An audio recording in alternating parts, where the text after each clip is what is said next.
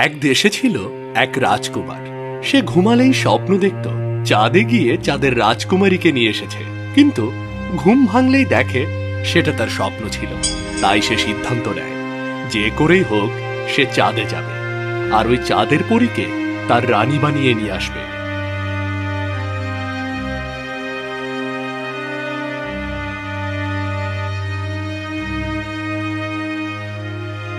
পিতাজি, আমি চাঁদে যেতে চাই। এ কেমন কথা? চাঁদে যেতে চাই মানে? হ্যাঁ পিতাজি, আমি চাঁদে যাব। বললেই তো আর চাঁদে যাওয়া যায় না। চাঁদ হচ্ছে অন্য গ্রহ, সেখানে যাবে কিভাবে? তাছাড়া আমি ভাবছি কয়েকদিনের মধ্যে রাজ্যের সব দায়িত্ব তোমাকে দিয়ে আমি বিশ্রামে যাব। না পিতাজি, আমি প্রথমে চাঁদে যেতে চাই, তারপর আপনি যা বলবেন আমি তাই করব। তুমি কি শুরু করলে রাজকুমার? চাঁদে যাওয়া কি কোনো সহজ ব্যাপার? আজ পর্যন্ত কেউ চাঁদে যেতে পারেনি, তুমি কিভাবে যাবে? মা, আমি চাঁদে না গিয়ে শান্তিতে থাকতে পারবো না। আমি চোখ বুঝলেই শুধু ওই একটাই স্বপ্ন দেখি, চাঁদে যাচ্ছি। ঠিক আছে, আমি জ্যোতিষীকে এখানে আনার ব্যবস্থা করছি, সেই তোমার এই স্বপ্নের ব্যাখ্যা দিতে পারবে।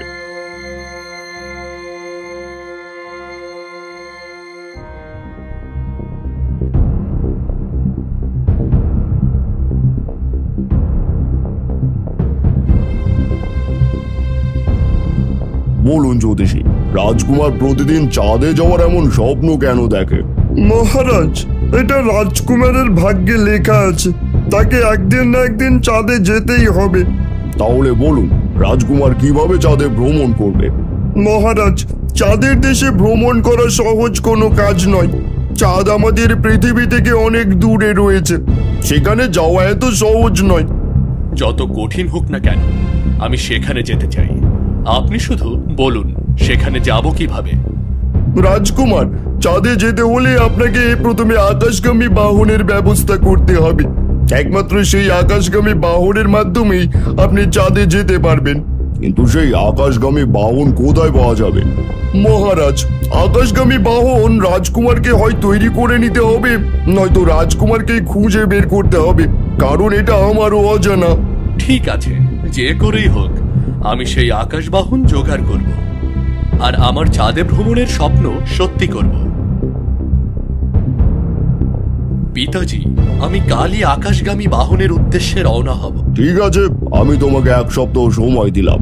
এর মধ্যে আকাশগামী বাহন খুঁজে বের করো, তা না হলে রাজ সিংহাসনে বসে রাজ্য চালাতে হবে। ঠিক আছে পিতাজি।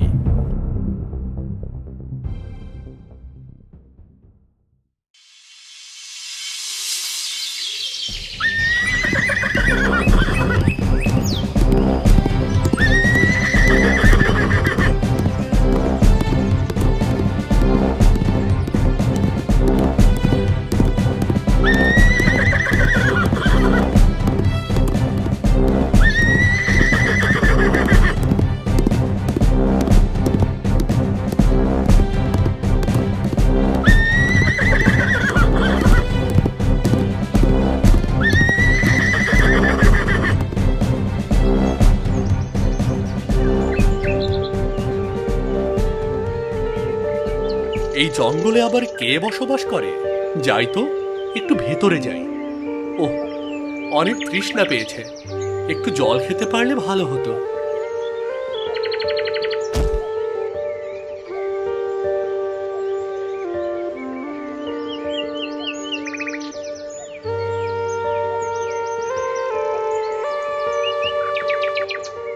এই যে, শুনছেন? ভেতরে কেউ কি আছেন? আমাকে একটু জল পান করাবেন কি?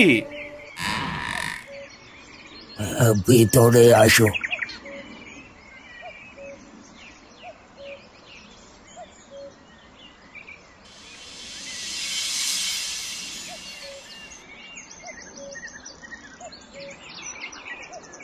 অনেক শুক্রিয়া, জল পান করে শরীরটা একদম শীতল হয়ে গেল। এবার তাহলে আমি যাই। কোথায় যাবেন রাজকুমার? গন্তব্যহীন ভাবে ঘুরে আপনি কখনোই এই চাঁদের দেশে পৌঁছতে পারবেন না। আপনি আমার পরিচয় কিভাবে জানলেন আর কিভাবে বুঝলেন আমি চাঁদের দেশে যেতে চাই? আমি সব জানি, আর এটাও জানি আপনি কেন চাঁদের দেশে যেতে চান। শুনুন, চাঁদের দেশে গিয়ে চাঁদের পরীর সাথে দেখা করা অত সহজ নয়। এতে আপনাকে অনেক বাধার সম্মুখীন হতে হবে। আমি সকল বাধা উপেক্ষা করতে রাজি আছি। আপনি কি আমাকে চাঁদের দেশে যেতে সাহায্য করতে পারবেন? হ্যাঁ, তোমাকে সাহায্য করতে পারবো আমি। তোমার দরকারি সেই আকাশগামী বাহনও বানিয়ে দিতে পারবো, কিন্তু তোমার চাঁদে যেতে 3টে কঠিন পথ পাড়ি দিতে হবে। প্রথমে আকাশ পাড়ি দিয়ে তুমি পৌঁছবে আলোর পাহাড়ে। সেখান থেকে তোমাকে খুঁজে বের করতে হবে আলোর রানীকে। সেই আলোর রানীর আলোয় তুমি পৌঁছবে পাখির রাজ্যে, কিন্তু তুমি সেখানে পাখি দেখতে পাবে না। শুধু সেখানে তোমাকে পাখির ভাষা বুঝে 3য় জায়গার রাস্তা চিনতে হবে। তারপর সেখান থেকে তোমাকে যেতে হবে ফুলের রাজ্যে। সেখানে তোমাকে ফুলের রানীকে খুঁজে বের করতে হবে। সেই ফুলের রানীকে খুঁজে পেলে তোমাকে সেই ফুলের ওপর ঘুমিয়ে পড়তে হবে। তারপর সে ফুলের রানী তোমাকে চাঁদের রাজ্যের রাজকুমারীর কাছে পৌঁছে দেবে। আমি সব রকম কঠিন পথ পাড়ি দিতে প্রস্তুত। আপনি শুধু সেখানে যাওয়ার ব্যবস্থা করে দিন। ঠিক আছে, বাইরে যাও। বাইরে তোমার জন্য আকাশগামী অশ্ব দাঁড়িয়ে আছে, যাও। আপনাকে অনেক ধন্যবাদ।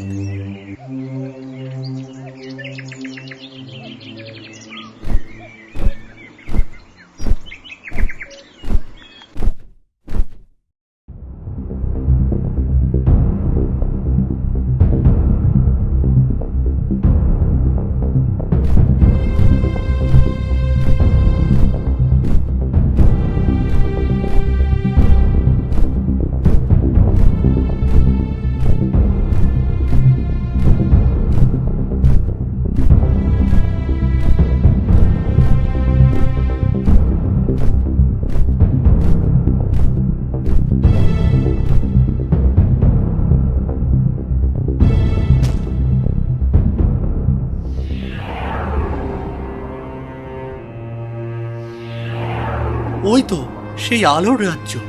কিন্তু এত আলোর রাজ্যে, এত আলোর মধ্যে থেকে আলোর রানীকে কোথায় খুঁজে পাবো? না, যে করেই হোক আলোর রানীকে খুঁজে বের করতেই হবে।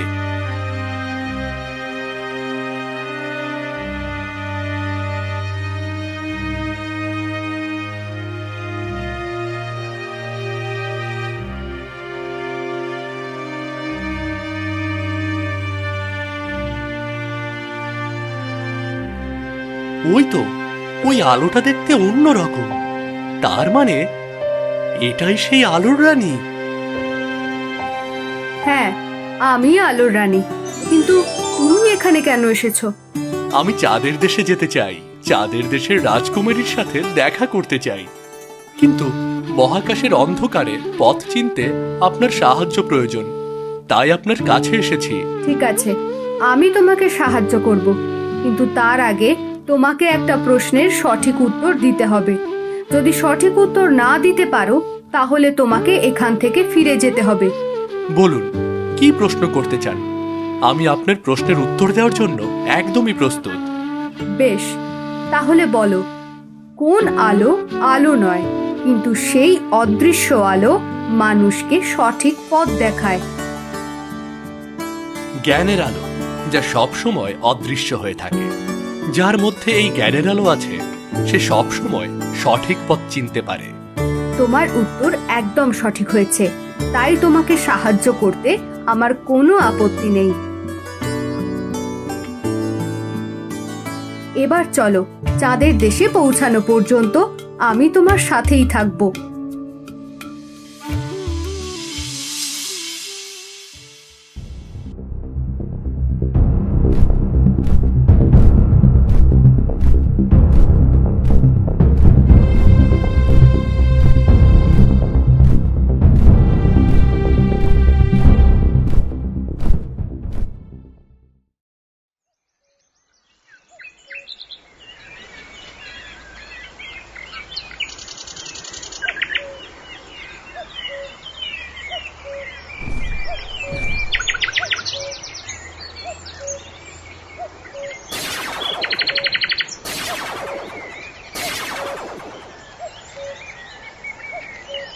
এ কি?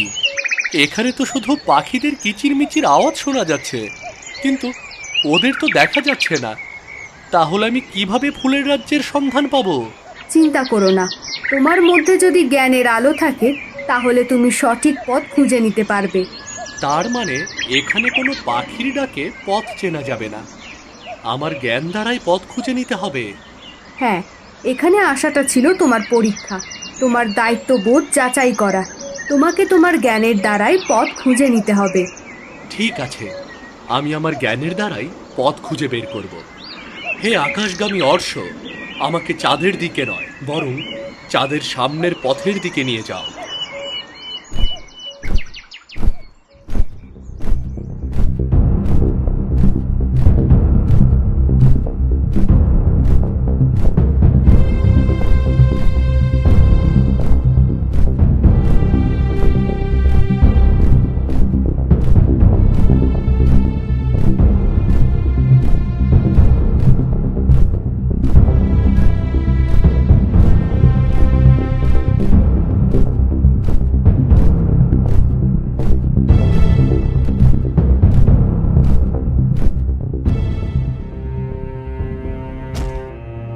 ওই তো সেই ফুলের রাজ্য। এখন আমাকে ফুলের রানীকে খুঁজে বের করতে হবে, কিন্তু এখানে তো অনেক ফুল দেখছি, শুধু সেই বড় রানী ফুলটি দেখতে পাচ্ছি না আমি। সেই রানী ফুল কোথায় আছে আমিও তা জানি না, তবে তুমি মনে মনে ধ্যান করলে সে তোমাকে তার সন্ধান দিতে পারে। ঠিক আছে, এবার আমি ধ্যান করে সেই রানী ফুলকে খুঁজব।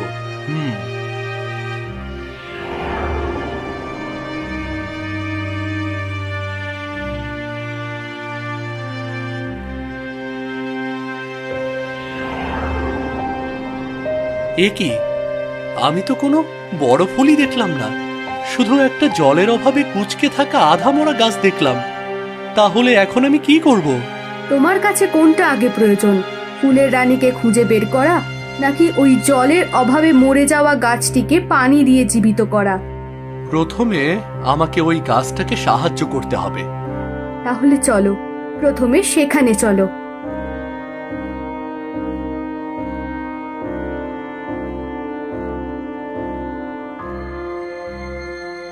এই তো সেই গাছ, গাছটা কেমন জলের অভাবে আধামরা হয়ে গেছে। এবার তাহলে তাড়াতাড়ি গাছটাতে জল দাও। হ্যাঁ, জল তো দিতেই হবে, কিন্তু এখানে জল পাবো কোথায়? আশেপাশে তো কোনো জলের উৎস দেখতে পাচ্ছি না।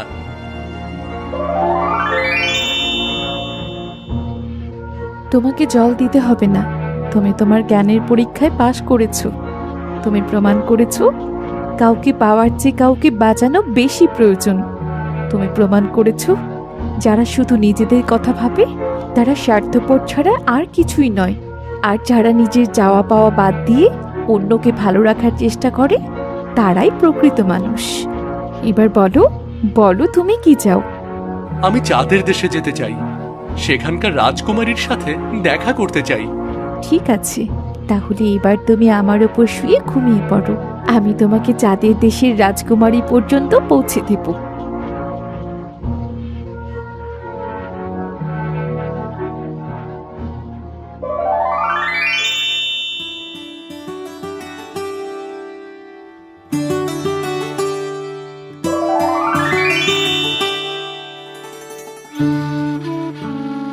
ফুলের রানী, এই তুমি কাকে নিয়ে এসেছো? রাজকুমারী, এই ছেলেটা পৃথিবীতে থাকা এক রাজকুমার, সে আপনার সাথে দেখা করার জন্য পৃথিবী থেকে এসেছে। কিন্তু পৃথিবী থেকে এখানে আসা তো অসম্ভব, সে এখানে এলো কি করে? সে জ্ঞান সাহস সবকিছু পরীক্ষা দিয়ে এখানে আসতে পেরেছে। ঠিক আছে, তাকে ঘুম থেকে জাগাও। হ্যাঁ, এক্ষুনি জাগাচ্ছি। ওঠো রাজকুমার, আমরা চাঁদে পৌঁছে গেছি।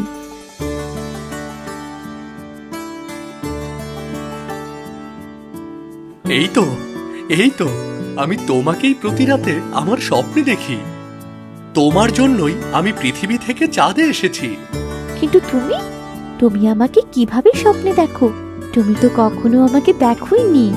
তা আমি বলতে পারবো না, তবে তোমাকে একবার দেখার জন্য আমি পৃথিবী ছেড়ে চাঁদে এসেছি।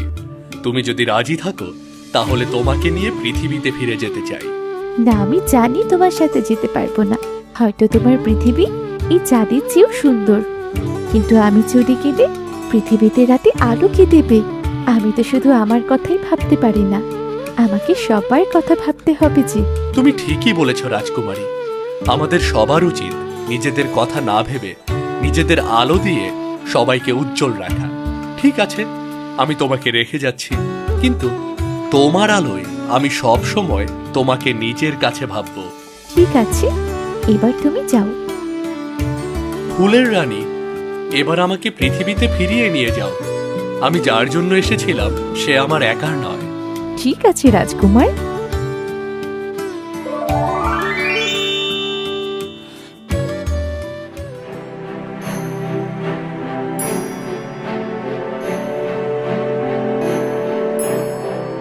এ কি, আমি এখানে কেন? তার মানে কি আমি আবারও স্বপ্ন দেখলাম? না, এ হতে পারে না, এটা স্বপ্ন হতে পারে না।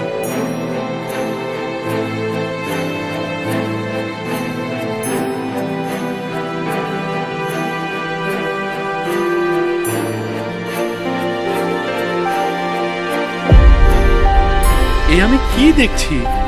আমি তো কিছুই বুঝতে পারছি না। তোমাদের পাশে এ এলো কিভাবে? কিছুই বুঝতে পারছো না মানে?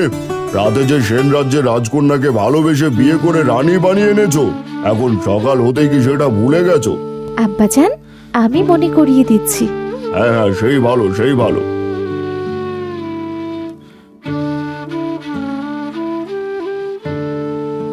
রাতে আপনি যা দেখেছেন সেটা সত্যি, আর আপনার বাবা মাকে স্বপ্নে দেখিয়ে সেটা সত্যি বানিয়ে নিয়েছি।